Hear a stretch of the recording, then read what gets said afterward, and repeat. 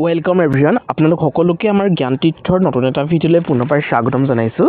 This is জ্ঞান প্ৰকাশ। তো জ্ঞান প্ৰকাশৰ সৈতে পোনপটীয়াভাৱে জড়িত হৈ থাকিবলৈ আপোনালোকে আমাৰ ইউটিউব চেনেলটো ছাবস্ক্ৰাইব কৰাৰ লগতে আমাৰ যিটো টেলিগ্ৰাম চেনেল আছে তাতো আপোনালোকে জইন কৰি ল'ব, কাৰণ আমি তাত ৰেগুলাৰ মক টেষ্ট আৰু PDF নোটছসমূহ যিমানবোৰ আপোনালোকক প্ৰভাইড কৰি থাকোঁ। বাৰু যি নহওক, আজি ভিডিঅ'টো থাম্বনেইল আৰু টাইটেল দেখি আপোনালোকে গমেই পাইছে আজি ভিডিঅ'টো অলপ বেলেগ এটা ধৰণে আমি আৰম্ভ কৰিছোঁ, আৰু থাম্বনেইলটোৰ পৰা গমেই পাইছে যিহেতু বৰ্তমান এইটো এটা অফিচিয়েল নটিচ গভৰ্ণমেণ্টে আচলতে প্ৰকাশ কৰিছে। গতিকে কিছুমান শিক্ষাৰ্থীৰ কাৰণে খুব বেছি বেয়া খবৰ বুলিয়ে ক'ব লাগিব, কাৰণ কিছুমান এনেকুৱা শিক্ষাৰ্থীও থাকে তেওঁলোকৰ অকণমান 30% পাবলৈও অকণমান প্ৰব্লেম থাকে তেনেকুৱা শিক্ষাৰ্থীও থাকে। তো তেওঁলোকৰ কাৰণে বিশেষ দুখবৰ এটা আছে। আচলতে আজিকালি হয়তো এডুকেশ্যন চিষ্টেমটো অকণমান ইজি হৈ গৈছে, মাৰ্কিং পেটাৰ্ণটো অকণমান হয়তো ইজি হৈ গৈছে, বা এনেকুৱা ধৰণৰ লক্ষ্য তেওঁলোকে নিৰ্ধাৰণ কৰি পানি আচলতে মাৰ্কিং পেটাৰ্ণটোত অকণমান চেঞ্জেছ তেওঁলোকে আনিছে। কাৰণ আমি যেতিয়া পঢ়ি আছিলোঁ বা পূৰ্বৰ যিখিনি সময়, সেই সময়ছোৱাত 100 out of 100 30% is the pass marks আছিলে, নহয় জানো? মানে 100ৰ ভিতৰত আমি যেতিয়া 30 নম্বৰ পাইছিলোঁ, তো সেইটো আমাৰ পাছ মাৰ্ক আছিলে, আৰু সেইটো থাৰ্ড ডিভিজন হিচাপে কাউণ্ট কৰা হৈছিলে।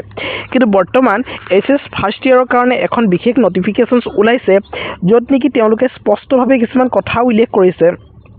আপোনালোকে যদি ভালধৰণে মন কৰে, আছাম HS ফাৰ্ষ্ট ইয়েৰ এক্সামৰ ক্ষেত্ৰত তেওঁলোকে পাছ মাৰ্কছটো ইনক্ৰিজ কৰিছে। গতিকে কিছুমান শিক্ষাৰ্থীৰ কাৰণে ডেফিনেটলি দুখবৰ হ'ব। ইয়াতে পাছ মাৰ্কছটো ইনক্ৰিজ কৰিছে, তাতে 30%ৰ পৰা তেওঁলোকে ইনক্ৰিজ কৰি 33% কৰি দিছে। তাৰমানে আপোনালোকে যদি 100ৰ ভিতৰত যদি আউট অফ 100 যদি আপোনালোকে এক্সামছত এপিয়াৰ হয়, দেন আপোনালোকৰ পাছ মাৰ্কছটো হ'ব 33%। তাৰমানে আপোনালোকে 33 মাৰ্কছ পাব লাগিব আউট অফ 100। বুজি পাইছে? ঠিক একেধৰণে যদি আপোনালোকৰ 90ৰ ভিতৰত এক্সাম থাকে, তেতিয়াহ'লে আউট অফ 90 আপোনালোকে 30 মাৰ্কছ পাব লাগিব, তেতিয়াহ'লেহে আপোনালোকে সেই এক্সামটোত পাছ কৰিব। বুজি পাইছে? ইয়াতে কিছুমান নিউ ৰুল ইমপ্লিমেণ্ট কৰিছে তেওঁলোকে। গোটেইখিনি কথা আমি ডিটেইলছত আলোচনা কৰিম। এইখন তেওঁলোকৰ অফিচিয়েল এডভাৰটাইজমেণ্ট, যিখন নেকি মই এডভাৰটাইজমেণ্ট বুলি কৈ পাইছোঁ, কাৰণ বেছিকৈ বিজ্ঞাপনসমূহে দি থকা যায়।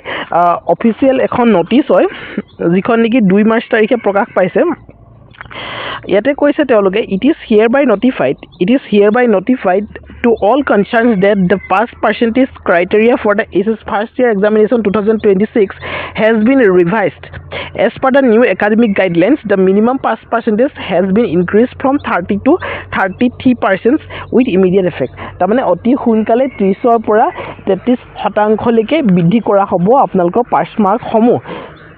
ঠিক আছে, ইয়াতে তেওঁলোকে স্পষ্টকৈ লিখিছে, the pass marks will be kept as follows. ইয়াতে যদি এক্সামটো আপোনালোকৰ টোটেল মাৰ্কছ 100 থাকে, থিয়ৰী যদি 100 থাকে, আপোনালোকে থিয়ৰীত 33 পাব লাগিব। যদি আপোনালোকৰ 100ৰ ভিতৰত যদি টোটেল থিয়ৰীত যদি 70 থাকে, তেতিয়াহ'লে আপোনালোকে 23 পালেই হ'ব। আগতে যেতিয়া 70 মাৰ্কছৰ এক্সামবিলাক হৈছিলে, তেতিয়া 21 পালে পাছ আছিলে, হয়নে? যেতিয়া নেকি আমি প্ৰেক্টিকেল এক্সামবিলাকত সেনেকুৱা ধৰণৰ হয়। যেতিয়া আমি HS পঢ়ি আছিলোঁ, তো তেতিয়া কেমেষ্ট্ৰি, ফিজিক্স, বায়'লজি বা এনেকুৱা ধৰণৰ ছাবজেক্টবিলাকত 70 মাৰ্কছ থাকে, আৰু সেই 70 মাৰ্কছত 21 মাৰ্কছ পালে পাছ আছিলে। কিন্তু বৰ্তমান সেইটো বঢ়াই নি পাৰি 23 কৰা হৈছে, তাৰমানে সেইটো 33%।